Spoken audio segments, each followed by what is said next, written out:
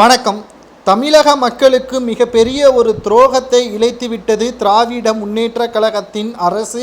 மிக மிக மோசமாக சென்னையில் தற்பொழுது விலைவாசிகளையும் வரியையும் உயர்த்தியுள்ளது. தமிழக மக்களுக்கு, குறிப்பாக சென்னை வாசிகளுக்கு மிகப்பெரிய ஒரு அதிர்ச்சியை ஏற்படுத்தியிருக்கிறது. உடனடியாக சென்னை மேயர் பிரியா அவர்களது பதவியை பறிக்க வேண்டும் என்று தற்பொழுது கடுமையான எதிர்ப்புகளும் போராட்டமும் நடத்தப்பட உள்ளதாக செய்திகள் வெளியாகியிருக்கிறது. வீடியோவை முழுமையாக பார்ப்பதற்கு முன்பாக நமது சேனலுக்கு புதிய பார்வையாளர்களாக இருந்தீங்கன்னா மறக்காமல் ஒரு சப்ஸ்கிரைப் பண்ணி பக்கத்தில் உள்ள பெல் பட்டனை மட்டும் கிளிக் பண்ணிருங்க.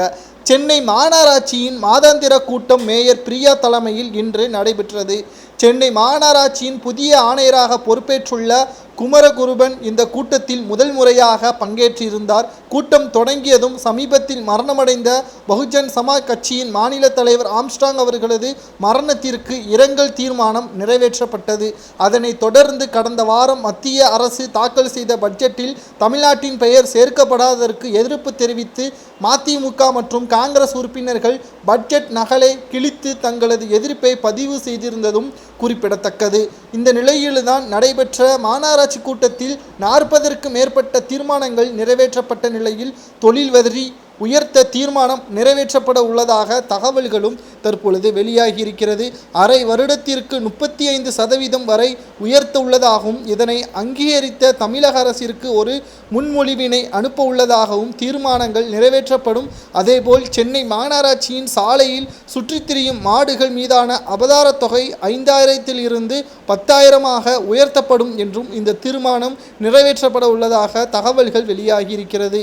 மாதம் 21,000 கீழ் உள்ளவர்கள் வரி செலுத்த தேவையில்லை. அதுவே 21,000 இருந்து 30,000 வரை வருமானம் உள்ளவர்களுக்கு 135 ரூபாய் முதல் 185 ரூபாயாகவும், 32,000 இருந்து 40,000 வரை வருமானம் வாங்குபவர்களுக்கு 315 ரூபாயாக இருந்த வரி 430 உயர்த்தப்பட்டுள்ளதாகவும், 45,000 இருந்து 60,000 வரை சம்பளம் வாங்கக்கூடிய நபர்களுக்கு 690 இருந்து 930 வரை வரி உயர்த்தப்பட்டுள்ளதாக தீர்மானங்கள் கொண்டு வரப்பட்டுள்ளதாக செய்திகள் வெளியாகியிருக்கிறது. இந்த வரியை 6 மாதத்திற்கு ஒரு முறை செலுத்த வேண்டும் என்பதும் குறிப்பிடத்தக்கது.